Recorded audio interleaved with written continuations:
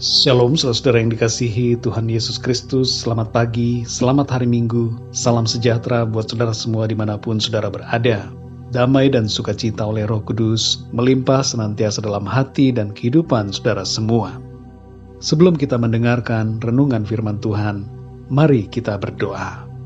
Bapa Surgawi, Bapa di dalam nama Tuhan Yesus Kristus, kami mengucap syukur untuk kasih-Mu yang Tuhan selalu limpahkan kepada kami. Dan sampai saat ini, kami ada lagi, semua itu karena kemurahan-Mu. Saat ini ya Tuhan, kami mau mendengarkan renungan firman-Mu. Kami rindu untuk menerima hikmat yang daripada-Mu.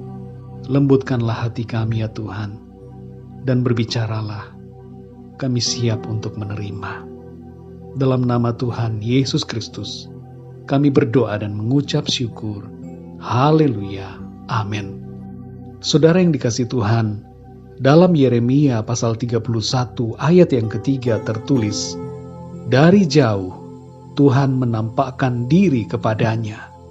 Aku mengasihi engkau dengan kasih yang kekal, sebab itu aku melanjutkan kasih setiaku kepadamu. Demikian firman Tuhan. Saudara yang dikasihi Tuhan, seorang anak berkata kepada adiknya, "Jangan nakal, kalau kamu nakal, ayah akan membencimu." Perkataan itu terdengar oleh ayahnya, dan ayahnya memanggil kedua anaknya itu. Ia berkata kepada mereka, "Nakal atau tidak nakal, tidak akan membuat ayah membenci kalian. Ayah akan tetap mengasihi kalian. Tapi ada dua hal yang terjadi dengan hatiku. Kalau kalian baik, maka ayah akan mengasihi dengan hati yang bahagia. Tapi kalau kalian nakal, maka ayah akan mengasihi kalian dengan hati yang berduka." Saudara yang dikasihi Tuhan, dalam ayat ini firman Tuhan berkata, "Aku mengasihi engkau dengan kasih yang kekal. Sebab itu aku melanjutkan kasih setiaku kepadamu." Kasih Tuhan kepada kita umatnya adalah kasih yang kekal dan tidak berkesudahan. Kasihnya tidak bersyarat dan tidak terbatas. Namun demikian saudara, kasih Tuhan yang tidak berubah itu bukan berarti bahwa kita bebas berbuat hal-hal yang berlawanan dengan kehendaknya. Terus-menerus hidup dalam dosa tidak akan mengubah kasih Allah kepada kita. Namun kita perlu sadar saudara, bahwa hidup dalam dosa mendukakan hati Tuhan. Dan hidup dalam dosa membuat kita terpisah darinya. Karena dengan kesadaran sendiri, kita memilih untuk menjauh dari kasih Allah. Tuhan Yesus menceritakan sebuah perumpamaan tentang anak yang hilang.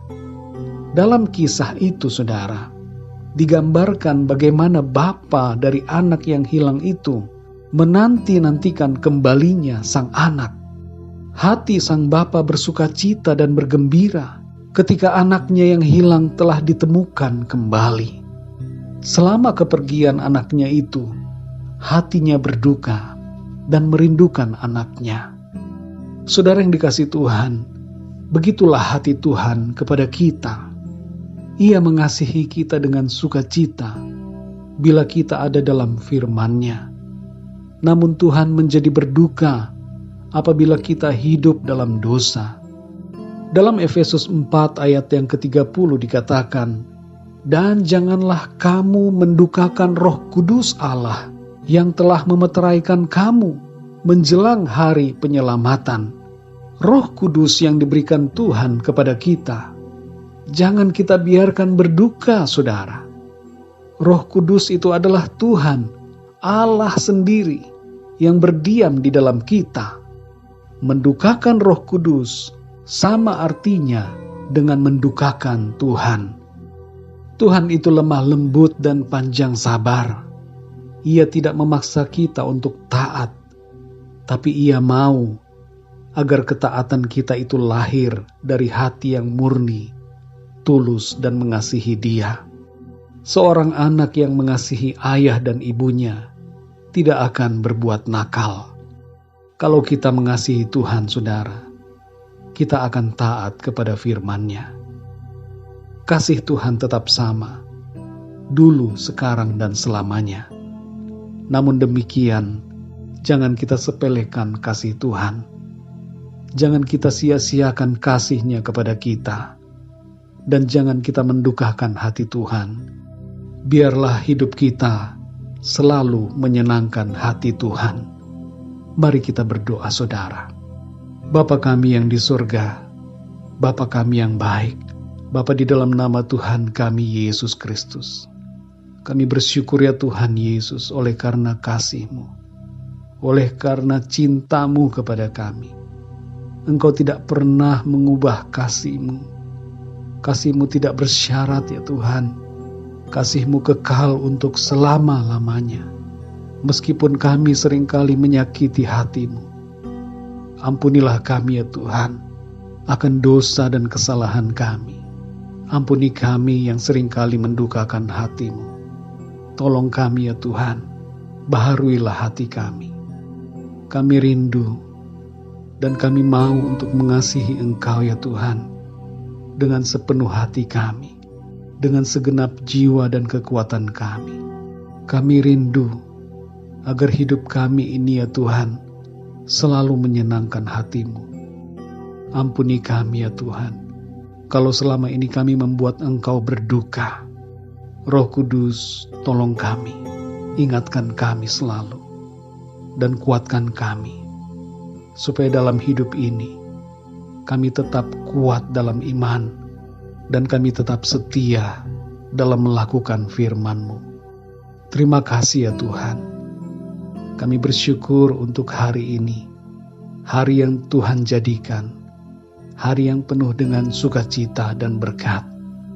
Terima kasih untuk firman-Mu ya Tuhan. Pimpinlah hidup kami ya Bapa di sepanjang hari ini.